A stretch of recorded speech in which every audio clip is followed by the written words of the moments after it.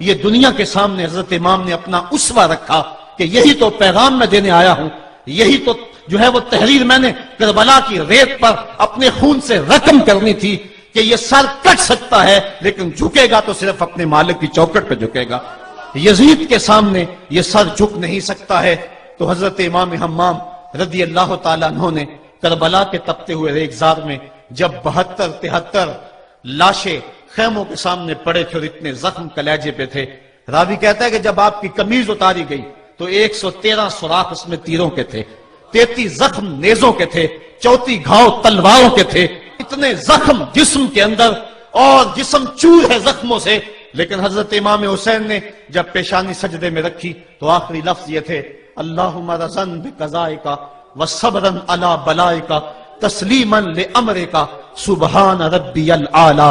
مالک تیری تقدیر پہ راضی ہو گیا ہوں، مالک زخم سے پہ بھی میں مسکرا رہا ہوں، مالک تیری طرف سے جو دکھ آئے میں نے ان کو قبول کیا، جے سونا میرے دکھ وچ راضی تو میں سکھ نو چلے ڈاواں، مالک میں سب کچھ قبول کیا، حسین تیری رضا پہ راضی ہے، میرے مالک تو بھی بتا تو بھی حسین پہ راضی ہوا ہے کہ نہیں ہوا ہے۔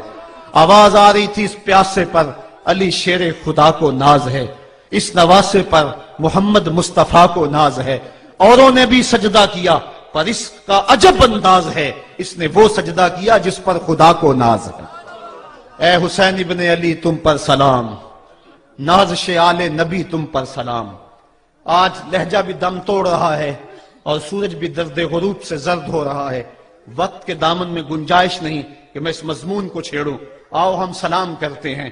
یہ سورج سامنے چمک رہا ہے، میں یہاں بیٹھا سوچ رہا تھا کہ ہم نے تو نہیں دیکھا، اے سورج دوپہر کا وہ منظر تم نے تو دیکھا تھا جب کربلا میں حسین کا سر کٹا تھا، جب گھر لٹا تھا، جب خیموں کو آگ لگی تھی، جب سکینہ رو رہی تھی اور جب گھوڑا خالی پلٹا تھا اور سکینہ پوچھتی تھی گھوڑے تو خالی آ گیا ہے، حسین کہاں چھوڑ آیا ہے۔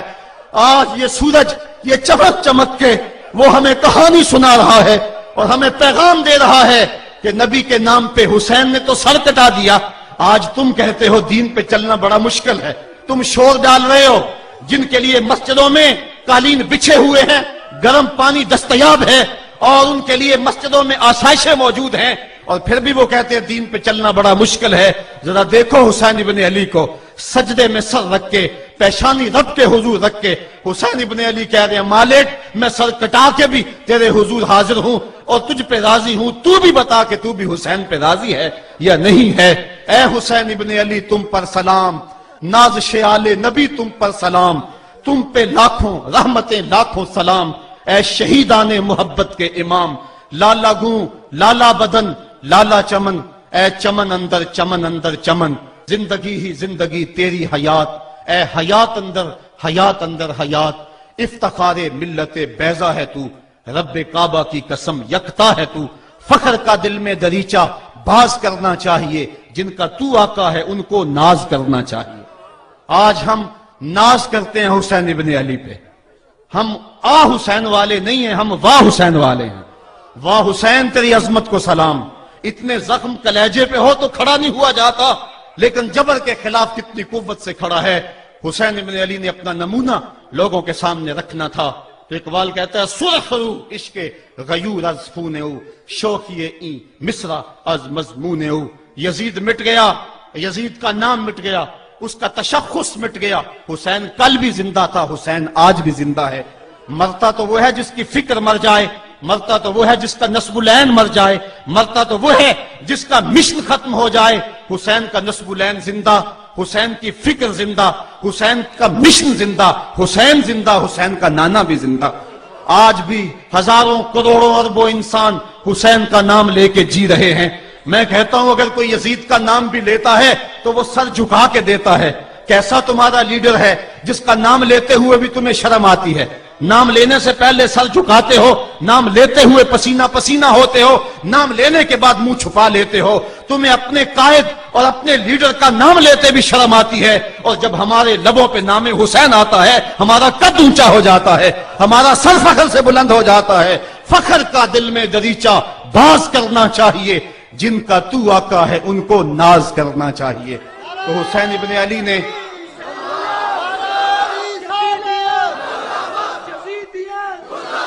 کسی نے کہا تھا کہ یہ دو شہزادوں کی جنگ تھی، تو کسی نے بڑا خوبصورت جواب دیا. اس نے کہا کربلا جنگ تھی اگر دو شہزادوں کی، قلم میں زور ہے تو لکھو حسین ہار گئے، لہجے میں تنتنا ہے تو لکھو حسین ہار گئے، انداز میں زور ہے تو کہو حسین ہار گئے. زمانہ کل بھی کہتا تھا، زمانہ آج بھی کہتا ہے، حسین کل بھی جیتا تھا، حسین آج بھی جیتا ہے. جب حضرت امام حسین رضی اللہ تعالیٰ عنہ کا سر انور کاٹ لیا گیا اور خولی بن یزید نے نیزے کی نوک پہ اس کو رکھا، ویسے رخ سر کا زمین کی طرف سے تھا. کسی نے کیا خوب کہا، باں کے سر نیزے پہ اور سوئے زمین ہے روح، یعنی سجدہ ثانی کی ہے آرزو. رکعت کے دو سجدے ہوتے ہیں، ایک سجدہ ہوا تھا کہ سر انور جدا کر لیا گیا، جب نیزے کی نوک پہ تھا سر تو رخ زمین کی طرف سے تھا. شاعر کہتا ذرا غور سے دیکھو سر حسین کیا کہہ رہا ہے. سر حسین کی پیشانی زمین کی طرف ہے، پیشانی میں دوسرے سجدے کی آرزو مچل رہی ہے. تو جب امام حسین کا سر خولی نے نیزے کی نوک پہ چڑھایا، اس نے تو یہ کہنا چاہا تھا کہ ہم فتح یاب ہوئے اور دیکھو ہم نے سر کاٹ لیا. کسی نے کہا ذرا غور سے دیکھو، یہ تو سر کٹ کے بھی سر بلند ہے، یہ سر کٹ گیا پھر بھی سر بلندی نہیں گئی ہے، اس کا بانکپن پھر بھی نہیں گیا ہے. حسین کا سر کل بھی اونچا تھا، حسین کا سر آج بھی اونچا ہے. اس کا نام زندہ، اس کا پیغام زندہ، اس کی فکر زندہ. حضرت امام زین العابدین یہ کربلا کے وہ شخص ہیں جنہوں نے سارا منظر اپنی آنکھوں سے دیکھا تھا. اتنے دکھ کسی کو نہیں پہنچے جتنے زینب اور زین العابدین کو پہنچے ہیں. سب منظر کھلی آنکھوں سے دیکھا. 14 سال کی عمر ہے، بیمار ہیں. تاریخ بتاتی ہے اس کے بعد ساری زندگی حضرت زین العابدین نے ٹھنڈا پانی نہیں پیا. جب پانی پینے لگتے تڑپنے لگتے، کہتے مجھے سکینہ کی پیاس یاد آتی ہے، مجھے علی اصغر کا تڑپنا یاد آتا ہے. ساری زندگی پھر ٹھنڈا پانی نہیں پیا. حضرت امام زین العابدین نے یہ سارا منظر کھلی آنکھوں کے ساتھ دیکھا تھا. اور پھر آپ نے دمشق کے بازاروں میں بھی اور کوفے کی گلیوں کے اندر بھی سروں کا یہ قافلہ اپنی قیادت کے اندر جو ہے وہ گزارا تھا. جب یزید کے دربار کے اندر حضرت امام زین العابدین پہنچے تو یزید نے پہلے تو جو ہے وہ دکھ کا اظہار کیا. بعض لوگ یہاں سے یزید کی بریت کا اعلان کرتے ہیں. یہاں کسی نے بڑی خوبصورت بات کہی کہ قاتل کی پشیمانی مقتول کی اہمیت کو تو بڑھا سکتی ہے لیکن اس کے دامن سے قتل کے داغ کو نہیں دھو سکتی. تو اس نے یہ سب کچھ کیا، یہ بس اس کے ٹسوے تھے جو وہ بہانے لگا. لیکن بعد میں اس نے حضرت امام حسین رضی اللہ تعالی عنہ کے دانتوں کے اوپر جو ہے وہ چھڑی مارنا شروع کر دی. تو حضرت ابو برزہ اسلمی صحابی رسول وہاں موجود تھے، وہ کھڑے ہو گئے، اٹھ کے بدن کانپتا ہے ان کا. کہنے لگے ظالم ارفع قدیبہ کا، یہاں اپنی چھڑی ہٹا لے. میں نے اپنی ان آنکھوں سے دیکھا ہے کہ کان رسول اللہ صلی اللہ علیہ وسلم یلسمہ، حضور نے ان ہونٹوں کو خود چوما ہے. تو یہ کہہ کہ آپ دربار سے نکل گئے اور روتے تھے اور آپ کے بدن پہ کپکی بھی تاری تھی. بعد میں یزید نے کہا حضرت غلطی ہو گئی اور یہ میں نہیں چاہتا تھا، بتائیں آپ کی کوئی شرط ہو. تو آپ نے فرمایا میری 4 باتیں مان لو. ان 4 باتوں میں ایک بات یہ تھی کہ سر حسین اور سر شہیداں ہمارے سپرد کر دو تاکہ ہم کربلا جا کے ان کی تدفین کر سکیں.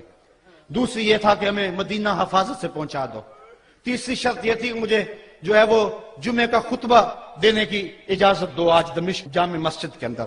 چوتھی بات آپ نے یہ فرمائی کہ قاتلان حسین جو ہے وہ میرے سپرد کرو. اس نے کہا ہاں کون ہے قاتل حسین کا؟ لوگوں نے کہا خولی ہے. خولی نے کہا میں نے قتل نہیں کیا، یہ سنان بن انس نخی نے کیا ہے. سنان بن انس نخی کو کہا ہاں تو بتا. کہنے لگا میں قتل کیوں کرنا تھا، یہ تو شمر ذل جوشن نے کیا ہے. شمر ذل جوشن کو کہا تو بتا. کہنے لگا میں نے قتل نہیں کیا، میرا کون سا حسین نے کچھ بگاڑا تھا، قتل اس نے کیا ہے جس کی حکومت کو خطرہ تھا. تو یہ ہے وہ ہے قاتل حسین کا. اب یزید کہنے لگا تمہاری یہ شرط تو میں پوری نہیں کر سکتا، یہ بات تو پوری نہیں کر سکتا، اب خطبہ دے لو. اب حضرت امام زین العابدین خطبہ دینے کے لیے کھڑے ہوئے. خطابت تو اس گھر کی لونڈی ہے، جب یہ بولتے ہیں تو حکمت کے موتی دولتے ہیں. جو ہی امام زین العابدین کھڑے ہوئے، 14 سال عمر ہے اور دمشق کی جامع مسجد ہے. یزید بھی بیٹھا تھا، یعنی سلطنت بھی تھے، عوام کا بھی ہجوم تھا.